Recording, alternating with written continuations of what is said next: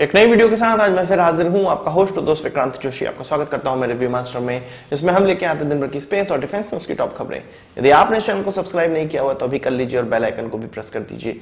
यदि आप मुझे ट्विटर पर फॉलो करना चाहते हैं, लिंक डिस्क्रिप्शन में मिल जाएगा और स्क्रीन पर भी मिल जाएगा। अपनी सबसे पहली खबर की बात करेंगे तो हमारे नाविक नेविगेशन की तरफ से आ रही है। आपको पता है कि इसरो के द्वारा यह बनाया गया नेविगेशन अब डिफेंस सेक्टर और स्पेस सेक्टर के लिए खोला जा चुका है। इसके अलावा नॉर्मल लोगों के लिए भी इसको इस्तेमाल अब अलाउ कर दिया गया है, बशर्ते आपके पास उस प्रकार के मॉड्यूल होने चाहिए। तो इस नाविक को अब इंटरनेशनल मैरीटाइम ऑर्गेनाइजेशन के द्वारा भी अप्रूव कर दिया गया है और भारत ऐसा चौथा कंट्री है जिसके नेविगेशन को इस संस्था ने अप्रूव किया है। इससे पहले यूएस, रशिया और चाइना के नेविगेशन सिस्टम को इस जो ऑर्गेनाइजेशन है उसके द्वारा अप्रूव किया गया है। यह organisation world wide radio navigation system से संबद्ध है, यानी कि उसी के अंडर में आती है और इस ऑर्गेनाइजेशन के द्वारा अप्रूव नेविगेशन का इस्तेमाल ऐसे वेसल्स या शिप कर सकते हैं जो कि पूरे विश्व में घूमते रहते हैं।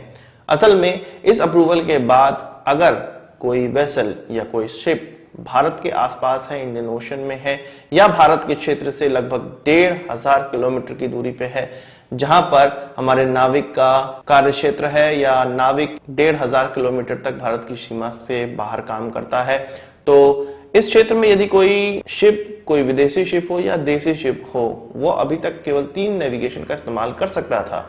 आईएमओ ये कहती है या इंटरनेशनल मैरीटाइम ऑर्गेनाइजेशन ये कहती है कि सभी देशों को अपने इस प्रकार के नेविगेशन बनाने चाहिए ताकि जो शिप्स हैं वो किसी एक नेविगेशन पे डिपेंडेंट ना हो।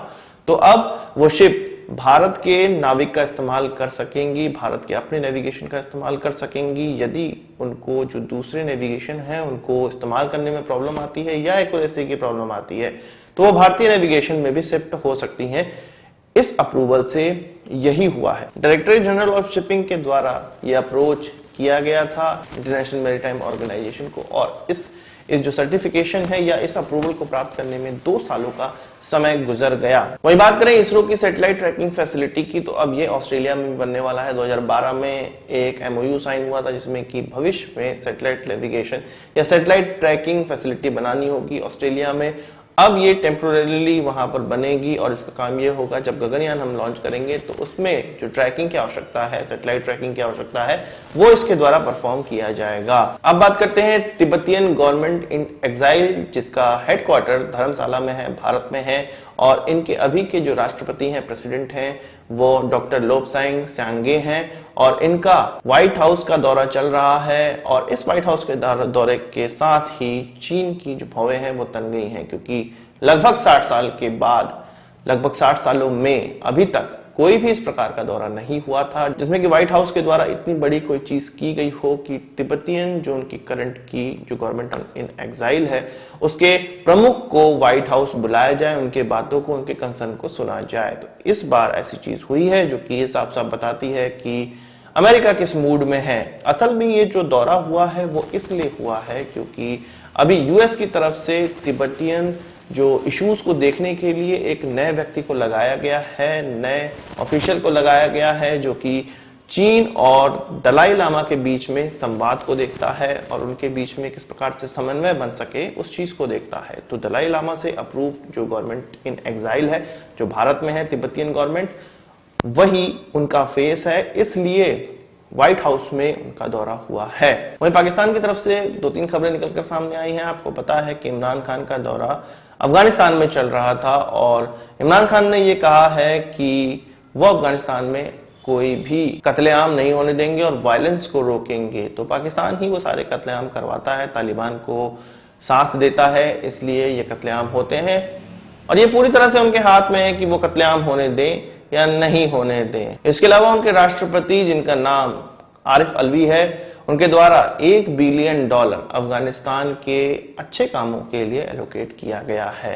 और ये बहुत बड़ा उनके वहां हेडलाइन बन गई है और अफगानिस्तान के लिए एक बहुत बड़े एड की तरह से कहा जा रहा है कि दिया गया है। पर अगर भारत की बात की जाए तो अभी तक भारत ने $3 बिलियन से ज्यादा वहां इन्वेस्ट कर दिया है। आप जानते हैं कि अलग अलग प्रकार के स्कूल और डैम बनाने में ये पैसे इन्वेस्ट किए गए हैं और पाकिस्तान ने तो अभी एलोकेट किया है। ये कितने समय में खर्च होगा या खर्च होगा भी या नहीं होगा, ये सब तो बात की बात है। पाकिस्तान की पहली बात की ये पैसे इनको मिल कहां से रहे। हमेशा तो हर जगह से ये भीख मांगते रहते हैं, तो किस प्रकार से ये $1 बिलियन एलोकेट कर रहे हैं। अब जाएंगे IMF के पास, जाएंगे चीन के पास जाएंगे और फिर उनसे पैसे मांगेंगे और तब जाके कुछ पैसे अगर देने होंगे अफगानिस्तान में, या अगर हेडलाइन बनानी होगी तो हेडलाइन तो उनकी बन गई है, अगर देना हो सीरियसली तो किसी से बिना कर्ज मारेंगे तो वो दे नहीं सकते हैं। भारत आप जानते हैं कि रीजन में सबसे बड़ा डोनर है अफगानिस्तान को, इसके अलावा विश्व में 5वें नंबर का सबसे बड़ा डोनर है अफगानिस्तान में जो पैसे दिए जा रहे हैं या उनको जो हेल्प की जा रही है। इसके अलावा पाकिस्तान में एक और गड़बड़ी चल रही है। गूगल ने, ट्विटर ने और फेसबुक ने यह कहा है कि वो पाकिस्तान में अपना बिजनेस बंद कर देंगे यदि पाकिस्तान के द्वारा जो एक नया लॉ लाया गया है जिसमें गवर्नमेंट अथॉरिटियों को ये अधिकार दिया गया है, ये पावर दी गई है कि किसी भी मामले में किसी भी कंटेंट को वो इन ऑनलाइन प्लेटफॉर्म से हटवा सकते हैं 24 घंटे के अंदर, और अगर ये ऑनलाइन प्लेटफॉर्म्स इनको 24 घंटे के अंदर नहीं हटाते हैं तो $3 मिलियन से ज्यादा का उन पर फाइन लग सकता है। ये किस प्रकार के कंटेंट होंगे मैं आपको बताता हूं। अगर कोई इस्लाम को डिफेम कर रहा हो, टेररिज्म को बढ़ा रहा हो, या हेट स्पीच कर रहा हो, या पोर्नोग्राफी दिखा रहा हो, या जो नेशनल सिक्योरिटी के खिलाफ कोई भी कंटेंट हो, तो ऐसे कंटेंट को अथॉरिटी को ये इजाजत दी गई है, ये पावर दी गई है कि वो इन ऑनलाइन प्लेटफॉर्म या किसी भी प्लेटफॉर्म, पाकिस्तान के किसी भी ऑनलाइन प्लेटफॉर्म से वो ये हटा सकते हैं। तो एक कोलिजन बना हुआ है जिनमें ये 3 कंपनियां, बड़ी कंपनियां भी आती हैं। इनका कहना है कि इस प्रकार की चीजें अगर चलती रही तो वो अपना बिजनेस पाकिस्तान से बंद कर देंगे। तो कोई दिक्कत नहीं है, पाकिस्तान से ये 3 कंपनियां अगर अपना बिजनेस बंद कर देती हैं, चीन आ जाएगा।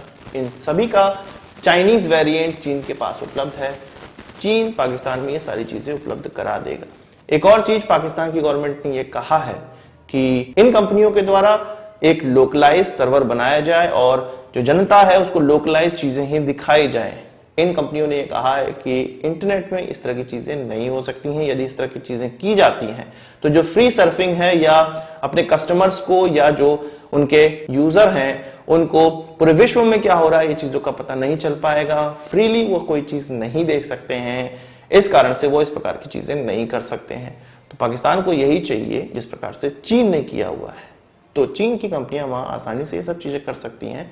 इन कंपनियों के लायक पाकिस्तान है भी नहीं। मैं तो यही चाहूंगा कि ये सब चीजें वहां से हट जाएं। तो हमारे यूट्यूब पे जो अलग अलग प्रकार के कमेंट्स आते हैं और हम चाहते ही नहीं है कि पाकिस्तानी लोग हमारे वीडियोस देखें। वही बात करते हैं नाटो की, और नाटो के जो यूरोपियन कंट्रीज हैं उसमें 5 कंट्रीज सामने आई हैं जो कि नेक्स्ट जनरेशन हेलीकॉप्टर्स बनाना चाहते हैं या रोटर क्राफ्ट बनाना चाहते हैं। इसमें France, Germany, United Kingdom, Greece और इटली शामिल हैं, और इनके द्वारा जो रोटर क्राफ्ट बनाया जाएगा वो 2035 के बाद जो इन सभी देशों में या पूरे नाटो में जो हेलीकॉप्टर्स इस्तेमाल होते हैं उनको रिप्लेस करना है। तो 2035 से इनका रिप्लेसमेंट स्टार्ट हो जाएगा और 2040 तक चलेगा। इनके बीच में जितने भी हेलीकॉप्टर रिप्लेस होने हैं वो इसी प्रोग्राम के तहत रिप्लेस किए जाएंगे। एक MOU साइन हुआ है जिसमें कि next generation rotorcraft capability develop करना है। 19 नवंबर को ये MOU साइन हुआ है और आगे चल के अभी 2022 में इसके लिए जो फॉर्मल एग्रीमेंट है वो साइन होगा। अभी और भी कंट्रीज, और भी नाटो कंट्रीज के लिए ये पूरा का पूरा MOU खुला हुआ है, ये पूरी प्लेटफॉर्म है वो खुला हुआ है, इसमें और भी कंट्रीज ज्वाइन कर सकती हैं।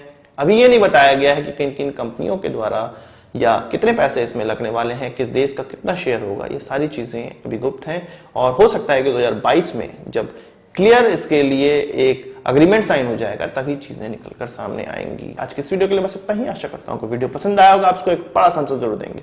इस वीडियो संबंधित कोई सवाल सुझाव हो कमेंट बॉक्स में जरूर लाइएगा, और यदि आपने हमारा चैनल तो सब्सक्राइब नहीं किया उसे भी कर लीजिए क्योंकि हम इस प्रकार की वीडियो लाते रहते हैं। नमस्कार, थैंक यू, जय हिंद।